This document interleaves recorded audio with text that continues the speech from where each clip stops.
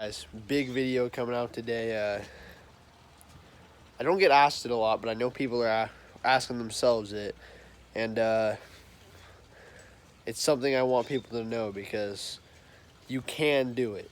You can run 35s on a 4-inch on these older GMs. I searched thousands and thousands of forums, and they all said you couldn't.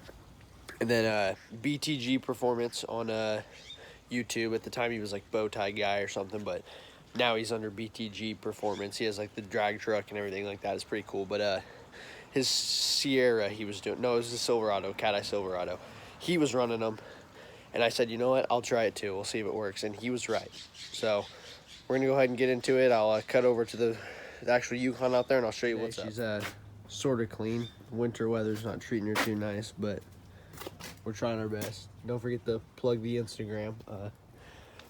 So I do want to add, I just recently put on 2.5-inch spacers in the back and 2 in the front to even out that track width and make it even wider. I mean, there is a lot of meat outside that thing now. Definitely not mirror wide yet, but we're nearing it. Let's see if I can get a close up of down there. Yeah, there you can see her.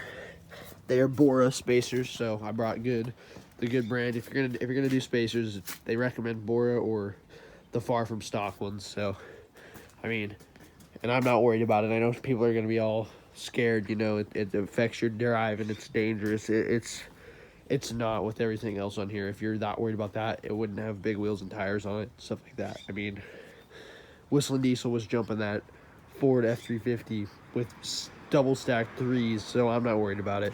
I barely even drive this thing. But 35 by 1250, negative 44 wheels on a 4-inch lift. I mean, you're looking at back here. This is the rear. It's close. With a 2-inch spacer on the front. That's with a 2-inch spacer. I mean, it is absolutely SEMA beavered on the front, and then just as much on the inside. I could turn before the spacer. With the spacer now, it rubs. I mean, this thing is so far out here, it's starting to catch it. Without the 2-inch spacer, though, I cleared.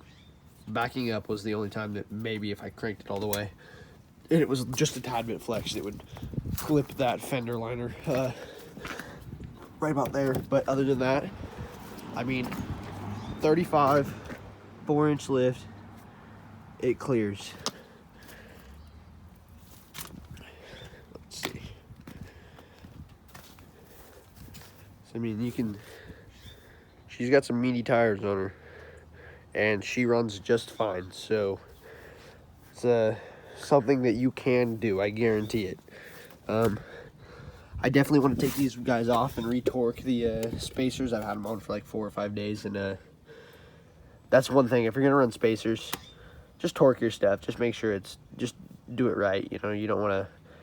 That's when it gets dangerous. You start neglecting it like everything else, and then one comes untorqued and you lose a wheel doing 55 on the highway, and it doesn't end up pretty. So not a very long video. I mean, I just wanted to get that point out and across. I mean, I've got like 7 subscribers. I doubt anyone's ever really gonna look at it, but when people Google it or Google search it, I hope they get more results that kind of show them the truth. I mean, you're gonna have 55-year-old guys who, oh, you'll never run it without rubbing. I mean, who've never owned one. People who think they know what they're talking about. I mean, I'm driving one, and you can do it. I guarantee you.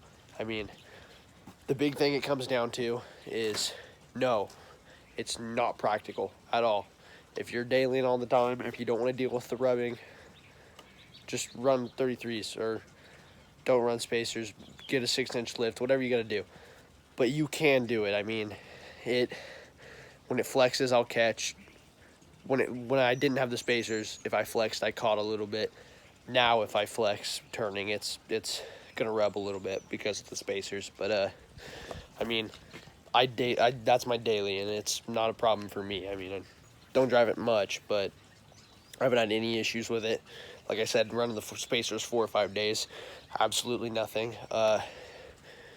I think I need to redo the brakes, so it is starting to stop kind of iffy, but that's just a normal wear and tear thing. I think I'm going to go up a size because with the 35s on it anyways, decent brakes, it still struggles to stop. But other than that, like I said, point of the video, 4-inch lift, 35s. I'm doing it. You can do it. It'll work. I mean, not practical, but doable. Okay, guys? I mean, and it looks good. I know. I love it. I love that, like, stuffed look. I'd rather this than the 6-inch lift. I know people are trying to tell me to get a 6-inch lift, and I know how I run. If I put a 6-inch lift on it, I'm going to go, well, no, I can clear 37s, so, and then 37s will end up on it, but I don't think we're going to do that. That's a little crazy for this 1500 gasser. I don't know yet. We'll see. But, you know, 4-inch lift, 35s, it works. Peace.